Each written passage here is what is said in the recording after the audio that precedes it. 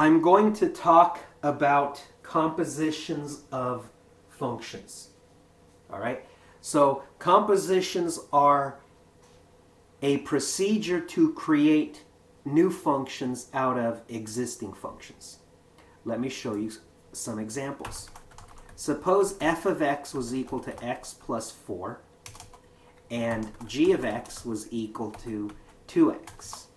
Here is an example of a new function defined with respect to f and g.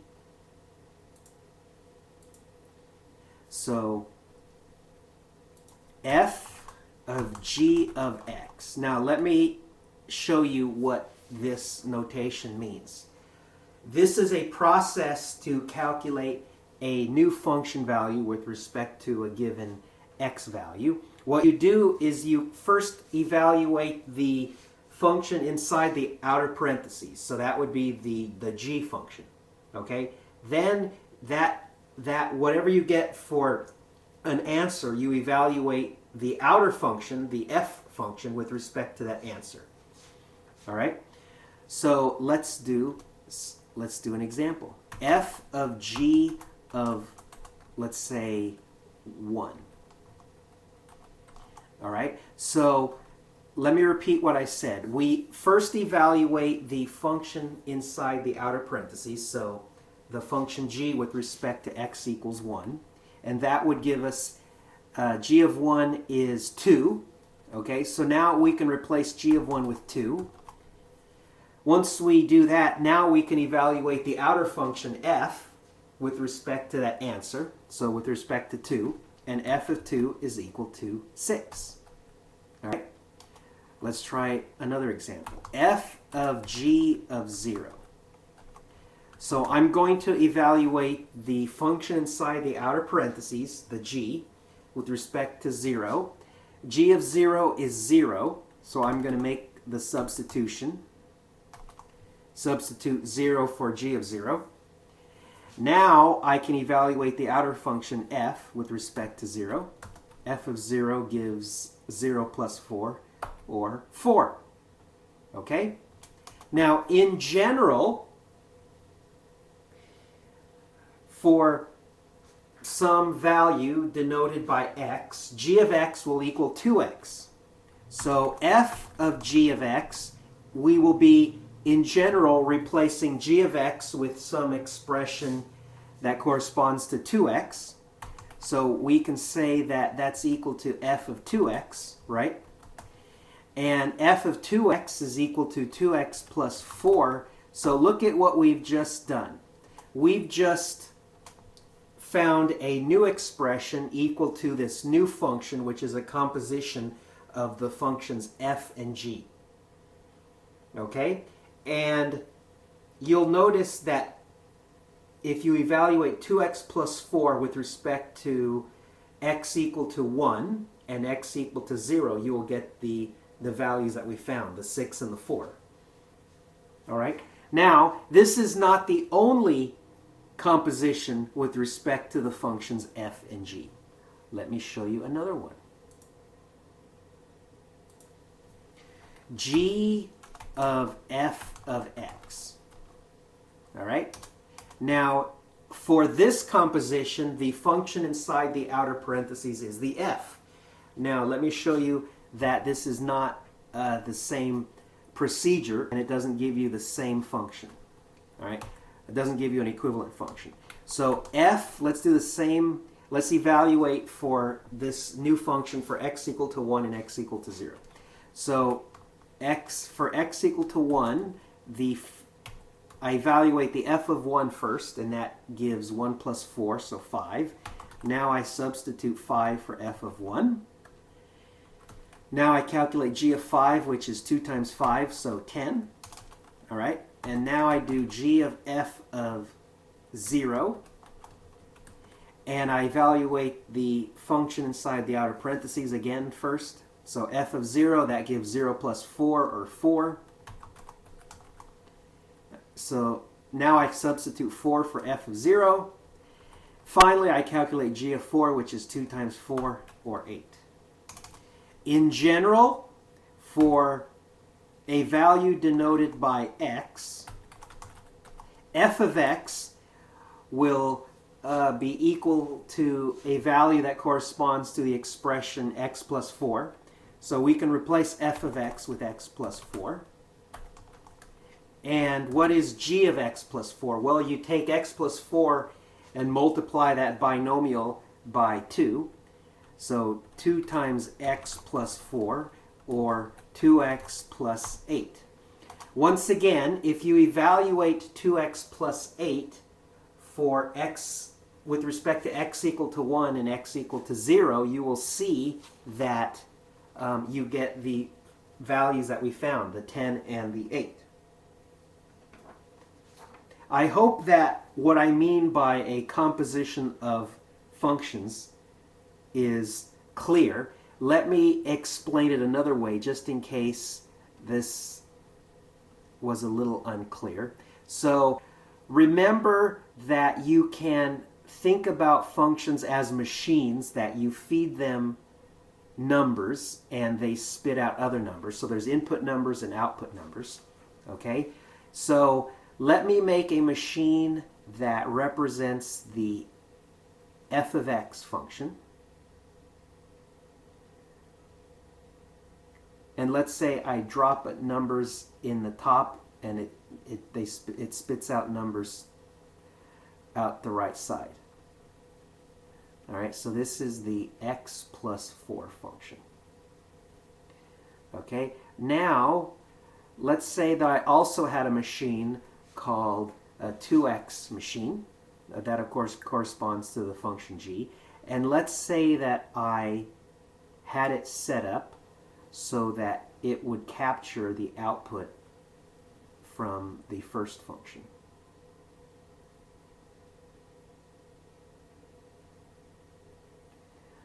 So this is, we'll call it a 2x function.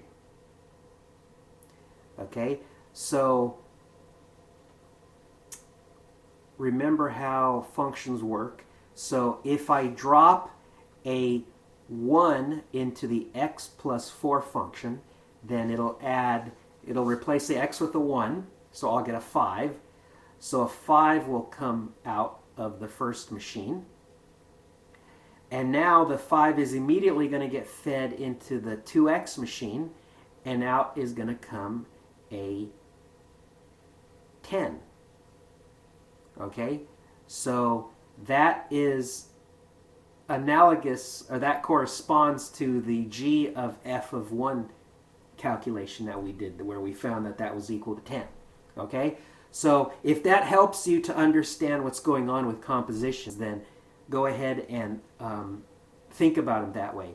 Now, this idea of having two machines where you feed the output of one to another, this is common. Okay? For example, think about a washer and dryer. You give the washer clothes, it cleans them up, they're all wet. You take the output of the washer and you feed that to the dryer, and then it'll create new output, which is dry clothes. Okay? So if that helps, you could remember that image as well.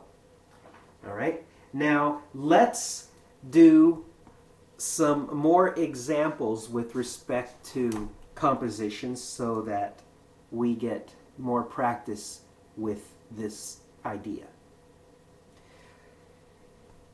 Suppose that I defined f of x as a set of pairs of numbers. That's a way to represent a function.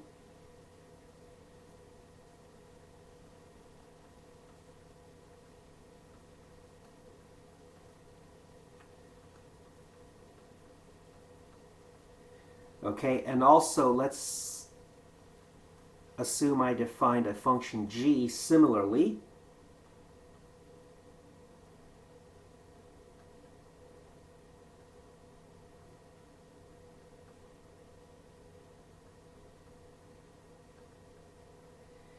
And suppose that I wanted to find the set of pairs of numbers that corresponded to f of g of x. All right, so let me show you how that would work. So numbers that are in the domain of G are 1, 3, 5, and 7. So if I evaluated the G function with respect to 1, I would get a 0. And then if I evaluated next the F function with respect to 0, I'd get a 1. Okay, so there's a point that goes in this set. If I evaluated G of 3, I would get 3. And then if I evaluated F of 3, I'd get 7. If I evaluated G of 5, I'd get 1. If I evaluated F of 1, I'd get 3. If I evaluated G of 7, I'd get 2. If I evaluated F of 2, I would get 5. So you see that there's 2 evaluations to determine the output of this composition. Okay? Now, I'd like you to pause the video and try to find the corresponding set of numbers similarly for this composition. G of F of X. Okay, do that now, please.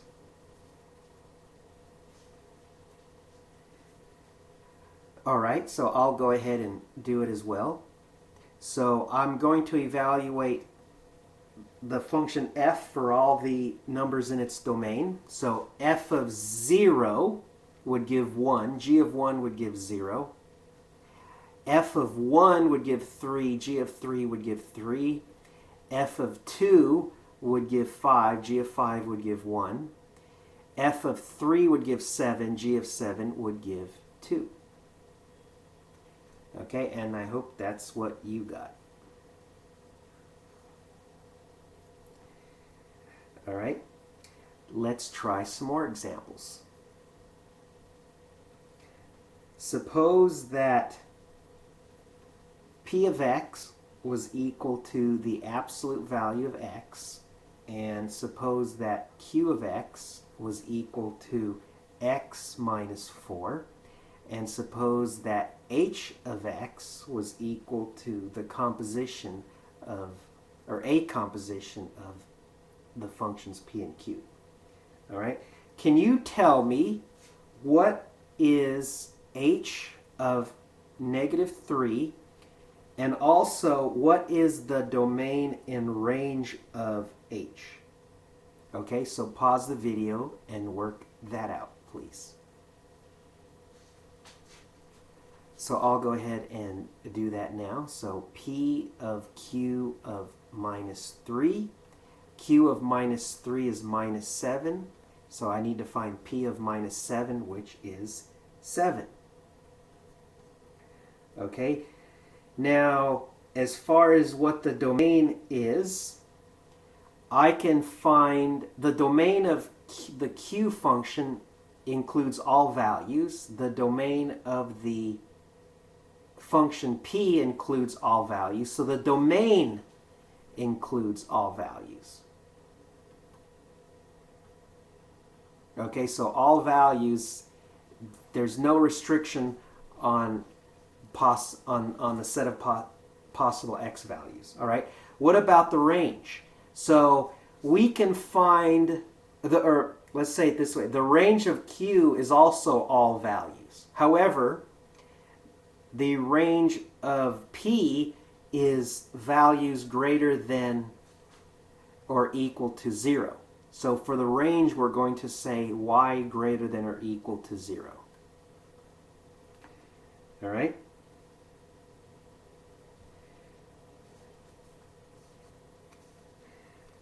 Now, let's do a few more examples. So suppose that P of x was equal to x plus 5 and Q of x was equal to x squared. Would you please tell me an expression that is equal to the following two compositions: P of Q of x and Q of P of x? Okay, pause the video and do that now, please.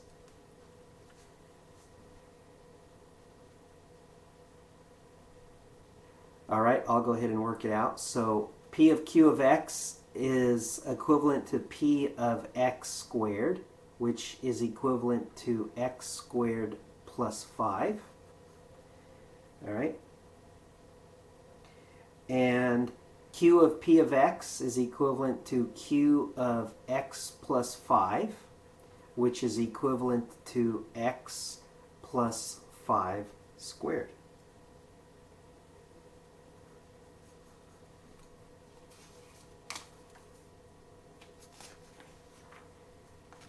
All right, so let's do one more example like this to end this video.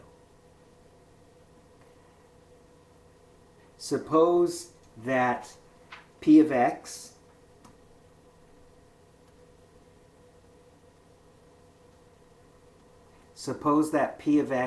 was equal to x minus 1.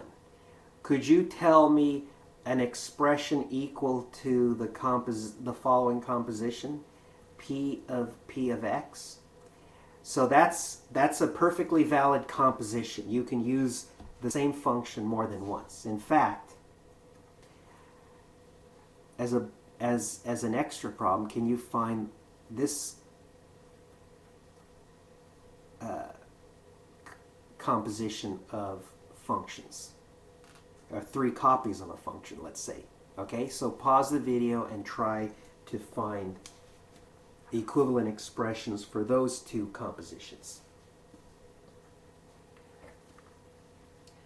Okay, I'll go ahead and do that now. So P of x is equivalent to P of x minus 1, which is equivalent to x minus 1 minus 1, or x minus 2. Okay? And then the last one is equal to P of x minus 1. But we already worked that out. P of x minus 1, or excuse me, P of x minus 1 is the answer in the red rectangle. So this is equivalent to P of x minus 2, which is equal to x minus 2 minus 1, which is equal to x minus 3. All right, so you probably noticed that you probably noticed the pattern that for every time we add a new copy of the function p, the number that we're subtracting increases by 1.